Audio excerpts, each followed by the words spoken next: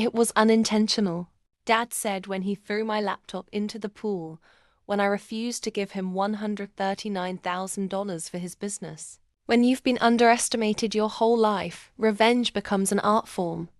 I was an adult woman who worked hard for everything I had, built a tech consultancy from the ground up, managed multi-million-dollar contracts, and finally had the freedom I used to dream about. But to my parents, I was still the little girl they could dismiss, control, or guilt into fixing their mistakes.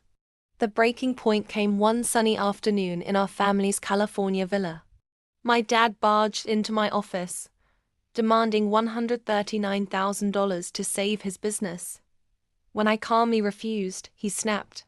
He snatched my MacBook Pro, the one holding client contracts worth millions, and hurled it into the swimming pool.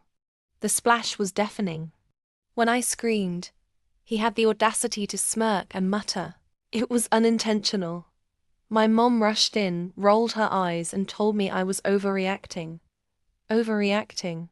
That was the moment I stopped being their obedient daughter and became their worst nightmare. I didn't yell. I didn't cry. I simply went quiet. Quiet is dangerous. Quiet means I'm calculating. That night, I initiated my plan. My dad's company was already fragile, propped up by loans he couldn't repay. What he didn't know was that I'd already been approached by his main supplier, who wanted to cut ties with him and work directly with someone more reliable. Guess who they had in mind? Me. The next morning, while my dad was still pacing about his accident, I signed the deal under my own company. Within hours, his supply chain collapsed. Orders went unfulfilled. Clients pulled out. His empire crumbled like wet paper. Then came the phone calls. One after another, 30 missed calls lighting up my phone like fireworks.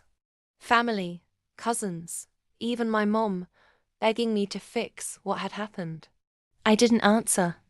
Instead, I went to the family group chat, typed 3 simple words, and hit send. It was unintentional.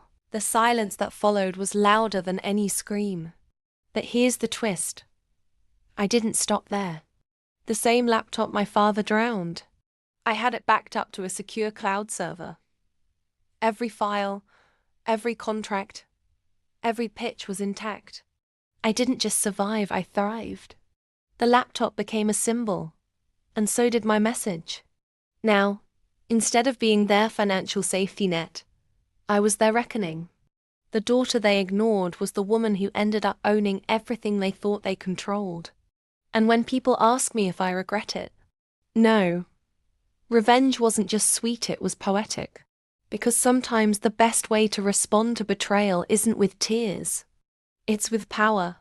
If you loved this story of ultimate revenge, make sure to subscribe to my YouTube channel for more jaw-dropping stories that will leave you shocked, inspired, and hungry for the next twist.